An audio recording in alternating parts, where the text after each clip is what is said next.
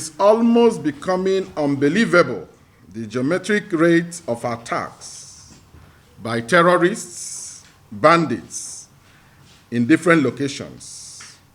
The unfortunate development is certainly unacceptable, particularly with the proportion and dimension insecurity has assumed in the country to the extent that no one is sure of where is safe anymore. While terrorism and banditry are ravaging most parts of the Northeast, Northwest, and some states in the North Central geopolitical zone, we are mostly worried at the number of kidnap cases we record every day, especially in Kaduna, Zamfara, and Niger states. IPOB agitation and assumed criminality is also sweeping across the Southeast geopolitical zone. As of today, Imo and Anambra states have become notorious for disturbing trends in kidnapping and killings. The security agencies must rise to the occasion, especially in Imo State, where some arrests have been made, with suspects making mind-boggling revelations. We've heard that some suspects are in custody since last year and have even mentioned names of politicians as their sponsors. We should not ignore such revelations, and we believe all those fingered in this must be brought to book. We are hopeful that the Inspector General of Police would address these issues as a matter of utmost national importance. As for Anambra State, efforts must be intensified in arresting the rising crime wave in the state. Quite recently, we heard about how a member of the State House of Assembly was kidnapped and beheaded. Another former member of the House of Assembly was also kidnapped and killed. These are indeed very ugly stories. Apart from the Southeast, other South, and Southwest parts of the country are not also spared of the activities of daredevil bandits and kidnappers that kill at will, thereby making nonsense of the premium value attached to human life. This cannot continue and must not be allowed to continue. Just last Tuesday night, the audacity of these criminal gangs was expressed in a daring raid on the Kuje maximum security prison in Abuja. The correctional facility was breached for hours without any reinforcement being sent after soldiers and other guards were overpowered. According to the correctional service officials, over 600 inmates escaped, including all the Boko Haram members in detention. Before then, a presidential convoy conveying an advance party of officials for the Salah visit of Mr. President Muhammad Buhari to Daura, was attacked, and it took the presidential guards much effort to repel the attackers. This is the frightening dimension of security challenges in the country today.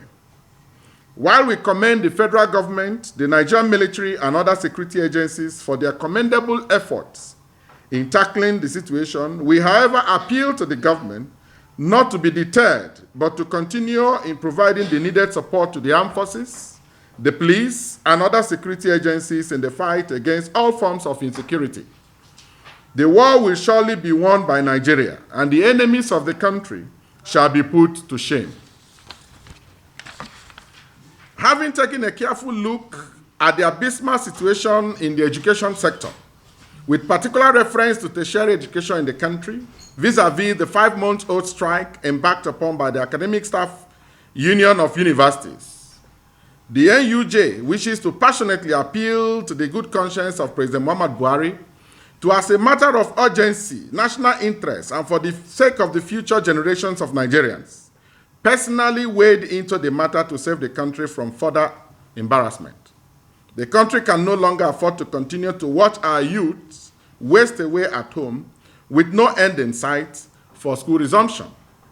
The NUJ believes strongly that the personal intervention of Mr. President will go a long way in addressing the issues at stake as against what looks like the back and forth dance steps around the subject matter by some officials of government.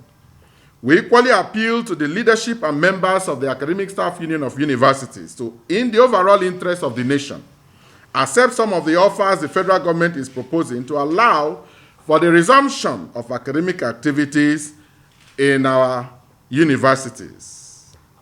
Taking into consideration the devastating effect of the deadly COVID-19 pandemic, which took the world by storm and caught Nigeria gasping for breath, it has become imperative for the provision of modern health facilities and the upgrade of existing hospitals to bring them in line with the acceptable world standards.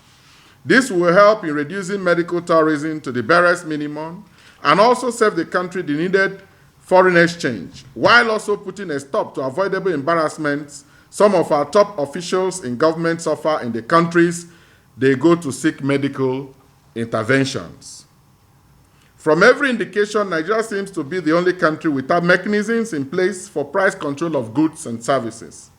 No wonder prices of essential commodities are galloping on a daily basis, thus making cost of living unbearable for the people, especially the downtrodden that are now unable to afford one meal a day. This calls for a serious and desirous review of the policies of some of the agencies of government that seem to be at variance with the good intention of the federal government. Simply put, agencies of government cannot continue to increase the cost of services without enabling laws to back such increases and expect cost of goods and other essentials to remain constant. There is therefore the need for a central harmonization and control mechanism committee or panel that will be empowered by the presidency to always harmonize some of the policies of the different agencies of government with a view to avoiding the lack of sync in the policies of government. The present inflation rate cannot be sustained and or coped with by the people that are already in their wits' end. Closely related to this is the scarcity, time wasting, and cost of petroleum products, particularly the premium motor spirit, cooking gas, and aviation fuel that are now out of reach, in addition to the epileptic power supply being experienced in the federal capital city, the seat of power, and other parts of the country. This is even against the backdrop of increased budgetary subsidy of petroleum products. The situation has led to many companies folding up business owing to high and prohibitive costs of production that cannot be measured or passed to the consumers. This critical area, therefore, needs to be quickly addressed for the good of our beloved country. The present situation in which some citizens assume that the law is only meant for the masses and not everyone has to be checked before it further degenerates into an uncontrollable situation that may further worsen the insecurity crisis. The law should be adhered to strictly and respected by all. A situation where some chief executives at the states, officials and agencies of government flagrantly dismiss or ignore the rulings of competent courts of jurisdiction is unacceptable and must be guarded against. No one, no matter how highly placed in the society, should have the slightest impression that they are above the law, as the law must be blind and remain blind to all. While the NUJ wishes to commend the recognized political parties by the Independent National Electoral Commission for their successful primary elections and presidential conventions, it is, however, worrisome that rather than address germane issues that are affecting Nigerians, politicians, from every indication, are more interested in focusing on mundane things that have no direct impact on the lives and well-being of the people. More worrisome is the ethnic dimensions the campaign ahead of INEC-approved timetable and support for candidates are assuming. Pointedly, rather than think Nigeria as Nigerians, the people are unconsciously being dragged into the gulf of disunity that will not do the country any good. In this wise, the NUJ wishes to call on politicians to save the country the pains of further eroding the fragile unity of the nation, and should instead work towards the promotion of values that would enhance the unity and oneness of the Federal Republic of Nigeria. The NUJ is also aware that the ongoing continuous voter registration exercise has thrown more panic into the process, as centers, platforms are seen being populated and experiencing the highest traffic activities. It is therefore pertinent to urge that the process should be intensified and sustained rather than yielding to the selfish, capricious whims of some interest groups. We encourage INEC to continue to exercise its mandates in a fair, just, and non-discriminatory manner. Voters are critical stakeholders in the electoral process and should be treated as such. The Union believes that extending the deadline for voter registration for a much longer period will be entirely in consonance with constitutional and international best standards, and the Electoral Act 2022 as well. Also, any such extension would definitely not impact negatively on INEC's election calendar and activities.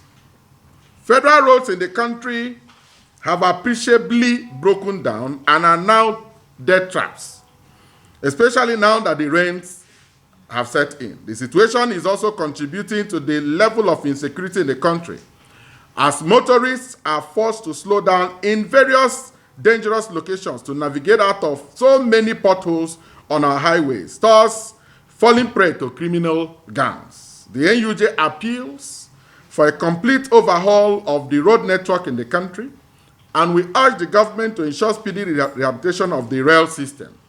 A situation where road accidents take more lives than communicable diseases gives cause for concern. Observed, insecurity ravaging parts of the country has in no small measure affected agricultural production, thereby causing scarcity of food and products. The NUJ, however, believes that the situation is not irredeemable and can be salvaged, just as it is also of the strong view that intervention of government at all levels in this sector will go a long way in alleviating the sufferings the people are going through presently. As a temporary measure, the federal government can move a step further by releasing some of its reserved grains from its silos, in addition to other measures to cushion the effect of the crisis being experienced.